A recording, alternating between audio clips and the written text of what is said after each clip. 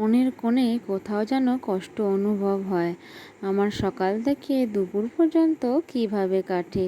রাধে রাধে বন্ধুরা, তোমরা সবাই কেমন আছো? আশা করছি তোমরা সবাই ভীষণ ভালো আছো। আমরাও কিন্তু বেশও ভালো আছি। তো আজ হচ্ছে শনিবার, তোমাদের সবাইকে সাথে নিয়ে আজকের ব্লগটা শুরু করলাম। সাথে থাকো, আশা করছি আজকের ব্লগটাও তোমাদের বেশ ভালো লাগবে।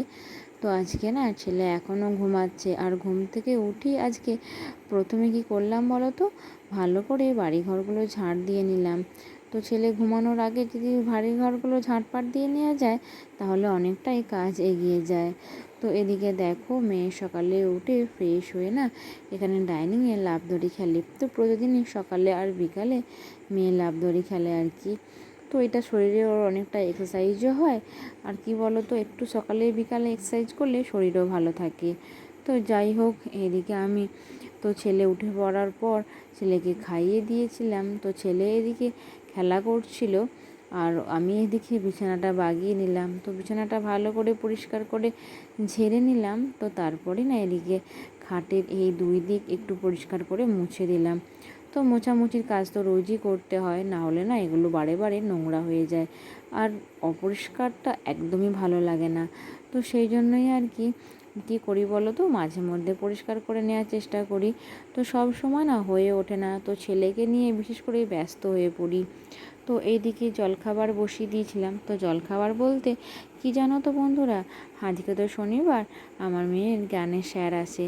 তো গানের স্যার সকালেই এসেছিলো, নাহলে অন্য অন্য দিন সন্ধ্যাবেলায় আসে। তো ভাবলাম স্যারকে ওই চা আর বেগনি করে দেব। তো এদিকে চাটা রেডিও করে রেখেছিলাম, আর এদিকে বেগনিটা গরম গরম ছেঁকে আর চা আর বেগনি স্যারকে দিয়ে চলে এলাম। আর ওই দিকে কী বলো তো, ছেলের জন্য চিঁড়ে সেদ্ধটাও রেডি করে রাখলাম। তো এরপরেই ছেলেকে চিঁড়ে সেদ্ধটা খাইয়ে ঘুম পাড়াবো। তো তারপর কি বলো তো, কুমড়োর তরকারিটা না বসিয়ে দিলাম। তো ওই স্যারকে বেগনি আর চা দিয়েছিলাম, আর কতগুলো ভেজেছিলাম। তো সবাই তো আর কুমড়ো তরকারি খায় না, তো তাদের জন্য আর কি হয়ে যাবে।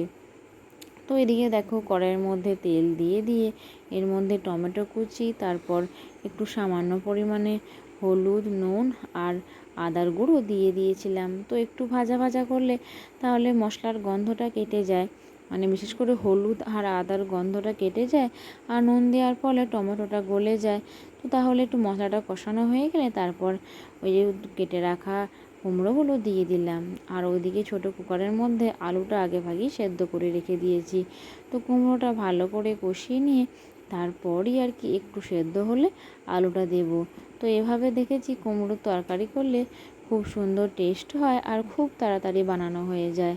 তো তারপর একটু লঙ্কার গুঁড়ো আর চিনি দিয়ে দিলাম, তা ভালো করে মিশিয়ে দিলাম। তো এরপর দেখো, কুমড়োটা না আমি ভালো করে কষিয়ে নিয়ে একটু ঢাকা দিয়ে রেখে দেব। তো তারপর নরম হলেই আর কি আলুটা দেব। তো সেই জন্য ভালো করে নাড়াচাড়া করে দিলাম। তো দেখো, ঢাকা দিয়ে রাখার পর এই কুমড়োটা কিন্তু বেশ নরম হয়ে গেছে।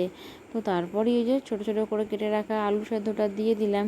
তো তারপর খানিকক্ষণ না ভালো করে নাড়াচাড়া করে নেব, যাতে আলুটার সাথে আর কি নুন হলুদটা ভালো করে মেশে। তো এদিকে আমার তরকারিটাও রেডি হয়ে গেল। তো এই পর্যন্তই আর কি জলখাবারটা আমার রেডি করা হয়ে গেল। তো তারপর কিছু কাচাকুচি আছে, সেগুলো সব কেচে নিচ্ছি। তো কালকে তো একদম বৃষ্টি হচ্ছিল, রোদ হয়নি। আর আজকে না বেশ সকাল থেকেই ভালো রোদ উঠেছে। তো ভাবলাম তাড়াতাড়ি কেচে নিয়ে সব ছাদে মিলে দিয়ে আসবো।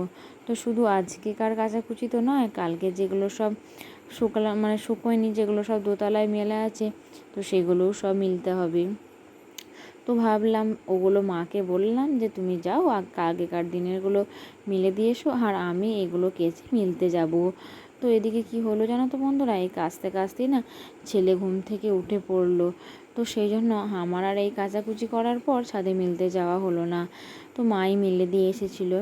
আর আমাদের বাড়িতে তো এই জামা কাপড়, ছেলের কাঁথা, মানে মায়ের, আমার, বড় মার তিনজনকার তিনটে কাপড়। তো দুবেলা, মানে সকালবেলা একটা চেঞ্জ করা হয়, আবার স্নান করার পর তো 6টা কাপড় হয়ে যায়। তো এমনিতেই অনেকটা জায়গা লেগে যায়, আর ছাদে মিললে বেশ ঝুলিয়ে ঝুলিয়ে মিললে তাড়াতাড়ি শুকিয়ে যায়।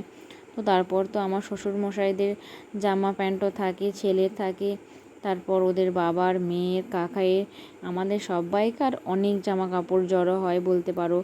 তো যাই হোক, এদিকে আমি কাচাকুচিটা করতে করতে তো ছেলে উঠে পড়েছিল। তো ছেলেকে ঘুম পাড়িয়ে দিয়ে ওই যে আবার মোছামুছির কাজে লেগে পড়েছি। আর যেগুলো এইমাত্র কাচাকুচি করলাম সেগুলো সব মা ছাদে মিলে দিয়ে এলো। তো এখন কি করছি বলো তো, এই রুমগুলো এই কাপড়ের সাহায্যে হাতেতে আর কি মুছে নিচ্ছি। স্ট্যান্ডে করে মুছিনি। তার একটা কারণ হলো, ওই যে বললাম ছেলে এখন দেয়ালগুলো ধরে ধরে দাঁড়াতে শিখে গেছে। তো দেয়ালের মধ্যে তো অনেক ধুলো থাকে। তো সেই জন্য রোজকার যদি একটু করে দেয়ালগুলো মুছে দিতে পারি তো তাহলে খুবই সুবিধা হয়। তো সেই জন্যই আর কি এভাবে মুছছিলাম। আর এদিকে দেখো, মেয়ে না পড়ে নিয়ে পরীক্ষা চলছিল, তো সকাল সকাল পড়ে নিয়েছে। তো পড়ে নেওয়ার পরই স্নান সেরে নিয়েছে, দিয়ে রেডি হয়ে নিয়েছে। আজ তো রাখি পূর্ণিমা। আর হ্যাঁ বন্ধুরা, তোমাদেরকে তো রাখি পূর্ণিমার কোনো শুভেচ্ছাই দেওয়া হলো না। তো আজকে তো যেহেতু রাখি পূর্ণিমা, তো আমার তরফ থেকে তোমাদের সবাইকে জানাই অনেক অনেক প্রীতি ও শুভেচ্ছা। তো যাই হোক, আমি এদিকে আমার দেখো রুম দুটো মুছে নিয়ে টেবিলটাও মুছে নিলাম। তো এদিকে টেবিলটা তো মুছে নিলাম, তো ভাবলাম ডাইনিংটা আর হাতকে মানে কাপড় দিয়ে আর মুছবো না। তো স্ট্যান্ডে করেই ওই রান্নাঘরটা আর অন্য রুমটা আর ডাইনিংটা মুছে দিলাম। তো তাহলে তাড়াতাড়ি হয়ে যাবে। আর ছেলে এখন ঘুমাতে ঘুমাতে বারে বারে উঠে পড়ে। তো সেই জন্য তাড়াতাড়ি করেই কাজ সারতে হয়। তো এই যে ঘুম পাড়ালাম, তো বেশ এই দুদিন ছেলে না ঘুমাতে ঘুমাতে 3 থেকে 4 বার উঠে পড়ছে। তো কাজ ফেলে দিয়ে ছুটে যেতে হচ্ছে ছেলের কাছে, ওকে ঘুম পাড়াতে হচ্ছে। তো যাই হোক, আমার কিন্তু এইখানটা মুছে নিলেই মোছামুছির কাজটা হয়ে যাবে। আর শুধু বাকি থাকবে সিঁড়ির তলাটা। আর কি বলো তো, এই যে বেসিনের কাজটা আর বাথরুম থেকে বেরোতে দুটোই তো জলের জায়গা। তো সেই জন্য না এখানটা খুব জল থাকে। তো একটা পাপোশ দিলে হয় না। তো সেই জন্য একটা পাপোশ রেখে দিয়ে তারপরে একটা ওই যে বড় চট হয় না, ওগুলো দিয়ে দিলাম। তো তাহলে জলটা অনেকটাই কম হবে। তো এদিকে মেয়ে যখনই হাত ধোয় তখনই হাত ঝিনে ঝিনে জল ফেলে। তখনই না ওখানটা জল পড়ে থাকলে পিছলকিয়ে পড়ে যাওয়ার ভয় থাকে। তো সেই জন্যই আর কি ওই ব্যবস্থাটা করা হয়েছে। তো এদিকে দেখো, আমি সামনের দিকটা ওই যে কাপড়ের সাহায্যেই মুছে দিলাম এখানটা। তো আজকে আর ধুলাম না। তো দেখলাম উঠোনটা বেশ শুকনো আছে, ধুয়ে আর এখানটা জল করব না। তো শুকনো শুকনো করে সামনেটা মুছে দিলাম। তো এদিকে ছেলে এখনও ঘুমাচ্ছে।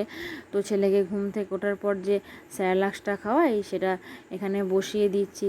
তো ভাবলাম এখানটা ঠিক করে রাখি, ছেলে তো এখন উঠতে একটু তার মধ্যেই দেরি আছে। তো এখন থেকে খাবারটা রেডি করে রাখলে জুড়িয়ে যাবে। তো সেজন্য ঢাকা দিয়ে ঠিক করে রাখলাম। আর ওদিকে জানলার মধ্যে উবুর করে রাখা বাসনগুলো ধুয়ে রেখেছিল বড় মা, সেগুলো আমি গোছ করে এখানে তুলে দিচ্ছি। তো আবার তো এই জলখাবারে মুড়ি খাওয়ার পর অনেক বাসন হবে। তো সেগুলো না আর এখানে রাখার জায়গা পাবো না। তো সেই জন্য সব ভালো করে গোছ করে যেখানে রাখার সেখানে সব রেখে দিলাম। তো তাহলে ওখানে জায়গাটা অনেকটাই ফাঁকা হয়ে গেল। আর কি বলো তো, আমাদের রাত্রে খাওয়া দাওয়ার পর অনেকই বাসন হয়। আর এই যে সবাইকার একটি করে গ্লাস, তো সেই জন্য অনেকগুলো গ্লাস, থালা, বাটি অনেক হয়ে যায়। তো এদিকে না এই বাসনগুলো দেখো, ডিশের জায়গায় ডিশ, ছোটো বাটির জায়গায় ছোটো বাটি, আর বড় বাটির জায়গায় বড় বাটি। তো এভাবেই না গোছ করে রাখি, তাহলে নিতে খুব সুবিধা হয়। তো যখন কোনো প্লেটের প্রয়োজন হলো এখান থেকে তাড়াতাড়ি নিয়ে যাবে, বা গ্লাসের প্রয়োজন হলো, তো এইভাবে বাসনগুলো গুছিয়ে রাখলে দেখেছি সব সময়ের জন্যই অনেক সুবিধা পাওয়া যায়। তো তোমরাও কিন্তু এইভাবে বাসন গুছিয়ে রাখতে পারো তোমাদের সুবিধার জন্য। তো যাই হোক, এদিকে আমি বাসনগুলো সব গুছিয়ে নিলাম।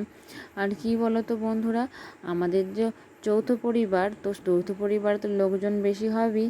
তো সেই জন্য না কাচাকুচি, তারপরে কেচে যে শুকিয়ে যায় সেগুলো গোছানো, এই বাসন গোছানো অনেকটাই সময় লেগে যায়। তো এদিকে দেখো, মেয়ে তো রেডি হয়েই নিয়েছিল। প্রথমে তার গোপাল ভাইকে রাখি পরিয়ে দিয়েছিল, তো তারপরে আমার ছোট্ট গোপালকে ও দিদিয়া রাখি পরিয়ে দেবে। তো এটাই এবছরই প্রথম গোপাল সোনা ওর দিদিয়ার হাতে রাখি পড়েছিল আর কি। তো ওর দিদিয়ার সাথে সাথে ওর দিদিয়ার বন্ধুরাও এসেছিল রাখি পরতে। তো দেখো, তারপর একে একে সবাই মিলে ওকে রাখি পরিয়ে দিচ্ছিল। তো প্রথমে তো ওর দিদিয়া ওকে রাখি পরিয়ে দিল, আর তারপরই ওর বন্ধুরা পরিয়েছিল। তো এদিকে ওর দিদিয়া ওর ভাইয়ের জন্য একটা চকলেট গিফট করেছিল। তো যদিও ওর ভাই সেটা খেতে পারেনি, আর জানো তো বন্ধুরা, তোমাদের সঙ্গে একটা কথা শেয়ারই করা হয়নি। তো আমার না কোনো ভাই নেই, আমরা 2 বোন। তো এই রাখি পূর্ণিমার দিন আর ভাইফোঁটার দিন না খুব মনে খুব কষ্ট হয়। তো বিশেষ করে ভাইফোঁটার দিন তো আরও বেশি কষ্ট হয়। তো যখন দেখি সবাই তার নিজের নিজের ভাইদের ফোঁটা দিচ্ছে, কিন্তু আমি আমার ভাইদের ফোঁটা দিতে পারছি না, তখন যেন বেশি কষ্ট হয়। তো তবুও এখন মেয়েকে যখন দেখতে পাচ্ছি ওর ভাইকে রাখি পরাচ্ছে, আবার ফোঁটাও দিতে পারবে, তো সেইটা ভেবেও না অনেকটা আনন্দ হচ্ছে। তো কী বলো তো, মেয়ের তাহলে আমার মতো এই কষ্টটা হবে না। তো যাদের ভাই নাই তারা নিশ্চয়ই জানো যে ভাইফোঁটা আর রাখি পূর্ণিমা দিনে কতটা কষ্ট হয়। তো সেটা কাউকে বলে বোঝানোর নয়। তো যাদের ভাই নাই তারাই বুঝতে পারো। তো যাই হোক, এদিকে আমার ছেলে দেখো এক এক করে ওর দিদিয়াদের হাতে হাতে রাখি পরিয়ে দিল, আর আমার ছেলে খুব সুন্দরভাবে রাখি পরেও নিল। তো তারপরে এই যে দিদিয়ারা অনেক গিফট করেছে, কোনটা ছেড়ে কোনটা নেবে সেটা ভেবেই পাচ্ছে না। তো এদিকে আমার ছেলে তো ভাবছিলাম যে শিব সাজানোর সময় যা ছটপট করছিল সব খুলে ফেলে দিচ্ছিল, তো ভাবলাম এগুলোও না ও খুলে ফেলে দেয়, কিন্তু ও না বারে বারে হাতটা নাড়াচ্ছিল আর খুব সুন্দর আনন্দ করছিল। তো তারপর দেখো এখানে না ছেলে বসেছিল আর ভাবলাম তো ছেলেকে চকলেটটা খুলে দেওয়া যাবে না, কেননা খুললি ওর তো ছোট ছোট দাঁত হয়ে গেছে, তো দাঁত দিয়ে কেটে না খেয়ে নেওয়ার চেষ্টা করবে। তো ওকে সিম্পলি খেলার জন্য হাতের চকলেটটা দিয়েই রাখলাম। তো এদিকে আমি স্নান সেরে নিয়েছিলাম, স্নান সেরে আবার ছাদে চলে এলাম। তো দেখো সকালবেলায় যে মা এগুলো মিলে দিয়ে গিয়েছিলো সেগুলো সব না শুকিয়ে গেছে, তো সেগুলো সব তুলে রেখে দিলাম। আর এই যে স্নানের পর যে জামা কাপড়গুলো হয়েছে সেগুলো আবার মিলতে চলে এলাম। আর কি বলো তো, ওই যে স্নানের পর না প্রত্যেক দিন 1 বালতি করে কাচা হয়, তো বৃষ্টি হোক আর রোদই হোক, তো এই কাচাকুচিগুলো থাকেই। তো মেয়ে স্নানের পর জামা কাপড় ছাড়ে, আমার হয় ছেলের হয়, এগুলোতেই 1 বালতি হয়ে যায়। তো ছেলের তো কোনো ঠিক নেই, যখন তখন হিসুপটি করেই ফেলে, তো ওর তো জামা প্যান্ট কাঁথা অনেকই হয়ে যায়।